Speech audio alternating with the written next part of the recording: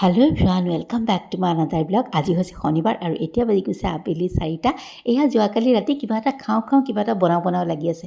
ফ্ৰিজত অন্য বস্তু নাই, গতিকে কণী 4টাকে উলিয়াই আনি বইল কৰি ল'লোঁ আৰু এইফালে বিলাহী, পিঁয়াজ, আলমণ্ড 4টামান, কাজু 2টামান, বাছ এইখিনি এটা পেষ্ট বনাই লওঁ।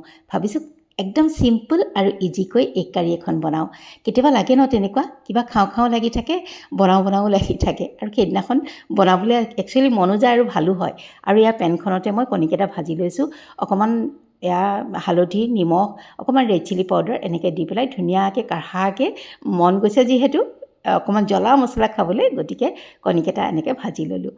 তাৰপাছতে ব'লক দেখাই আছোঁ। এই পেনখনতে আকৌ মই এতিয়া ইয়াতে দি দিম লং ইলাচি, দালচেনি, তাৰপাছতে এই যে পেষ্টটো বনাইছিলোঁ সেইটো ঢালি দিছোঁ আৰু ধুনীয়াকৈ ভাজি থাকিম।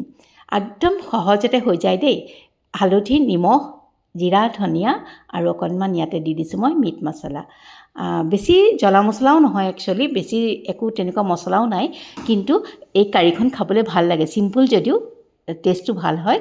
আৰু অকণমান দি দিছোঁ মই নিমখ এতিয়া আৰু অকণমান পানী দিছোঁ ভজা যোৱাত দেই মছলাখিনি। তাৰপাছতে এয়া ধুনীয়াকৈ পানী বেছি দিয়া নাই একো দেই, ধুনীয়াকৈ লৰাই বগৰাই এতিয়া মই ইয়াতে দি দিম গাখীৰ। যেতিয়া অকণমান উতল আহিব তাতে মই দি দিছোঁ গাখীৰ। এগ কাৰীত গাখীৰ দিলে খাবলৈ ভাল লাগে। হয়, আপোনালোকে ক্ৰীমো দিব পাৰে, নহ'লে দৈও দিব পাৰি, কিন্তু মই গাখীৰ দি ভাল পাওঁ। আৰু এয়া দি দিছোঁ অকণমান বাটাৰ। একদম চিম্পুল যদিও খাবলৈ কিন্তু খুব ভাল লাগে। কেতিয়াবা আপোনালোকে যোনে খোৱা নাই ট্ৰাই কৰিব পাৰে। এয়া কচুৰি মেথি দি নমাই থৈ দিছোঁ। একেবাৰে সহজতে হৈছে নাই বাৰু কওকচোন, পটককৈ হৈ যায়। আৰু তাৰপিছত অকণমান পুদিনা পাত দি গাৰ্নিচিং কৰি দিলোঁ। আৰু এয়া হওক আজি ৰাতিপুৱালৈ। তাৰপাছতে যিহেতু নিৰামিষ খাম, মই ভাবিলোঁ পটল কেইপিচমান ফ্ৰাই কৰি লওঁ। বাইদেৱে বনাই থৈয়ে গৈছে কিবাকিবি, তথাপিতো মানে ভাবিলোঁ গৰমে পটল দিলে এওঁ খাই ভাল পাব। অকণমান বেচন লেটিয়াই ভাজি ল'লোঁ আৰু তাতে অকণমান শাকো বহাই দিলোঁ। শাককেইডাল আছিলে ফ্ৰিজতে, পাহৰিয়ে গৈছিলোঁ। এয়া তাৰপিছত এওঁ কাঁহীখন ৰেডি কৰি লৈছোঁ। অইনদিনাৰ দৰে একো নাই, দৈ, দালি, ভাজি, শাকখিনি হৈছিলেই। পেনখনৰ পৰা নমাই আনি এওঁক অকণমান গৰমে দি দিছোঁ। তাৰপাছতে এয়া লেচেৰা ফ্ৰাই, বন্ধাকবি ফ্ৰাই, তাৰপিছতে বিলাহী কেইপিচমান, এনেকৈ এওঁৰ কাঁহীখন ধুনীয়াকৈ সজাই দি ল'লোঁ। তাৰপিছত ব'লক টিফিনটো আজি যিহেতু নিৰামিষ বাৰ কিনো দিওঁ, ভাবিলোঁ আজিও চিৰা এটাকে দিওঁ। অ'টছৰে দিছোঁ, অ'টছ আৰু বেচন দিছোঁ, কিন্তু আজি যিহেতু কণী নাই, গতিকে ইয়াৰ ঠাইত মই অকণ বেছিকৈ পাচলি ব্যৱহাৰ কৰিছোঁ। আৰু এই চপাৰটোতে মই সৰুকৈ কাটি মানে এয়া কৰি লৈছোঁ, চপ কৰি লৈছোঁ।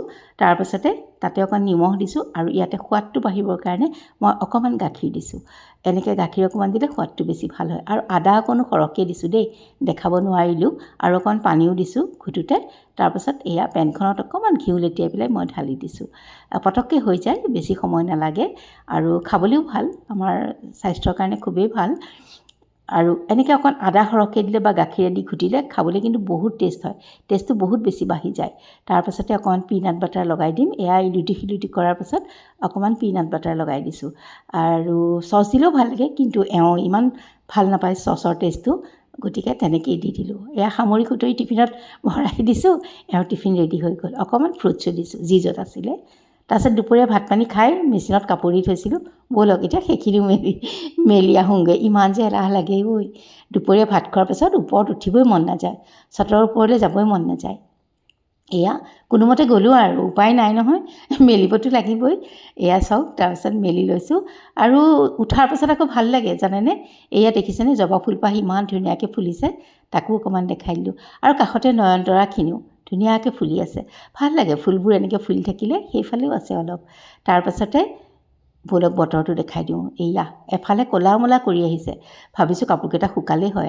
আৰু এয়া দেখিছেনে চব্জিবিলাক শুকাই গৈছে ৰ'দৰ প্ৰকোপত। আৰু এনেকৈ বক্সত পদুনা আৰু মচন্দৰী দি থোৱা আছে। আৰু এইখন চাইকেল ডিকৰ, সি যিহেতু নাই, এনেকৈ ওপৰতে থৈ দিয়া আছে, দেখিলেই দুখ লাগে। আৰু তেন্তে আজিলৈ আহোঁ।